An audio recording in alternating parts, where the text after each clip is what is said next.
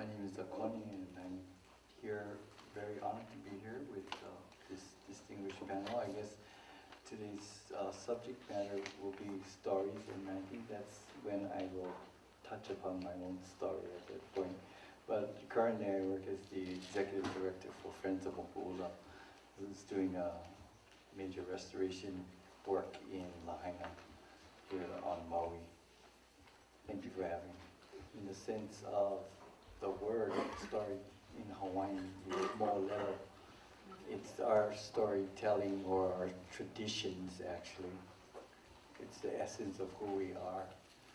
And it starts with the word mo'o. And the word mo'o in Hawaiian is not the little lizard that you see on the screen at home that you knock off and when there are too many of them. But mo'o in Hawaiian really represents the human embryo.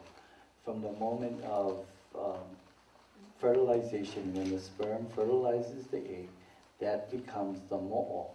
And for those of us who had 4th grade health class and learned about sexual, and babies, where babies came from, if you remember, they would blow up that first embryo and kind of show you what it looks like. And basically, it's a little egg, little round circle, and inside is a little, looks like to me, a lizard, because it has got a little tail and it's off to one side.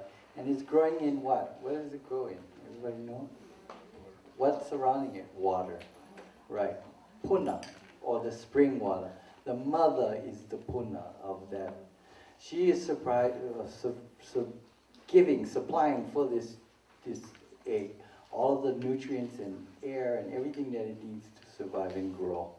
So that is called mo'o. How did the Hawaiians see that? Did they have their little microscopes to look at it? No, but they still knew what was there. Now, mo'o in Hawaiian are also guardians of water. They are the Aumakua spirits, guardians of fresh water. So they live within fresh water. And it's interesting. So the mo'o then grows to full term and then is birthed and grows up itself and has its own child. And begins a cycle. And that child becomes the mo'o puna, or the grandchild. That is now the child of the mo'o and the grandchild of the puna, the original spring, where the water, the source, you might say, from which all came. And then you get enough of those mo'o puna being born, which we do so very well here in the islands, and you end up with what we call mo'okuauhau. And mo'okuauhau is the Hawaiian word for genealogy, succession. Genealogical succession, one after the other. And with enough mo'okuauhau, you collect and begin to put together your mo'olelo. The stories of all those people, about how grandpa did this, and how great-grandfather was that. And this is how, and he did this, and he was living here, and moved from here to there. And it basically then takes you right back to the source, where you come from. So without the mo'olelo, we cannot trace who we are. We are that. We are the mo'olelo, olelo. We are the story of the mo'o, of our beginnings, from beginning of time, or the first birth till today. And we continue that by preserving that mo'olelo.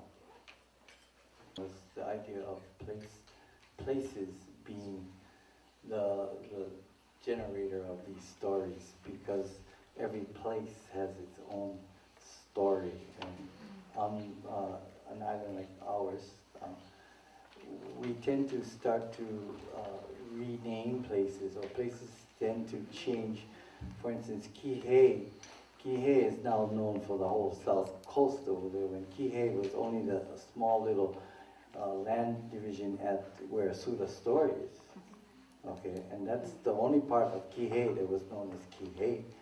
And if you know some of the other names like Ko'onu'ulu and all those names that are coming up now, they're actually ahupua. They reach all the way up to upcountry and tie in that whole area down to Kihei, what is called Kihei today. And when you do that, you then destroy the idea that the stories now get lost because you've taken away the base names for those stories. And I'll give you an example. In where we are in Lahaina, where my project Moku'ula is in the Waine'e Ahupua'a, and at the foothills of HonuaOla. And now it's just known as Lahaina. The whole place is Lahaina. Well, Lahaina was the larger, the Moku, the district, but within Lahaina there's many different areas. There's Pu'ewiki, for instance. And that tells you exactly what happens. Dust that blows from the wind coming in and goes airborne and swirls around just like a little mini tornadoes. And those of you who are familiar with the area, if you drive by Pu'ehu'e, every once in a while those things come across the road, but most of the time you see them up in the fields, up above you. So it's telling you what happens over there. In our place, Waine'e means slow-moving water. Where's the water? There's no water over there. But at the time when Captain Vancouver was here, his gentleman that was on board, his botanist that was on board, in Archibald Menzies, said, Lahaina was the Venice of the Pacific. Huh? That hot, dry, awful place was the Venice of the Pacific? Yes, it was. Why? Because there's tons of water underground that moves through that Lahaina area from the Kahalawai, from the West Maui Mountain, through and down and empties out into the ocean. And Waine'e is one of the places where it's constantly with water. But the story behind that and why and the stories that connect to that water are abundant.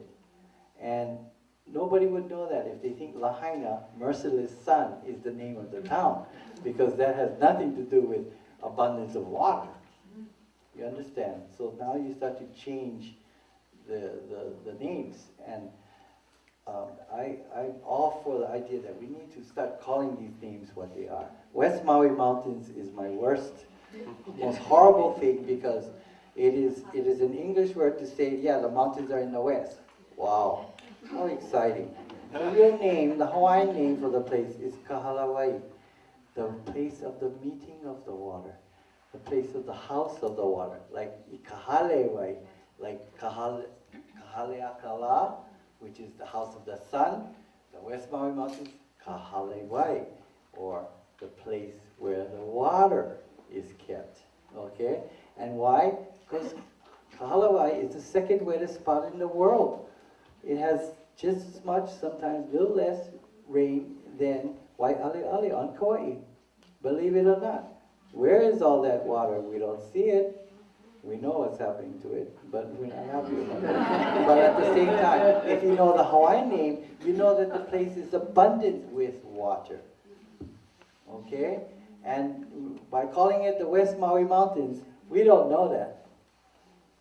You understand? You change what people's attitudes are. So we need to start returning back the place names and start calling the places what they were called, because Hawaiians that live here for 1,700 years knew this island inside out and studied every bit of it. And they used that because it perpetuated what was there and the events that happened in that place. And when we start changing that, we take away all of our stories along with it.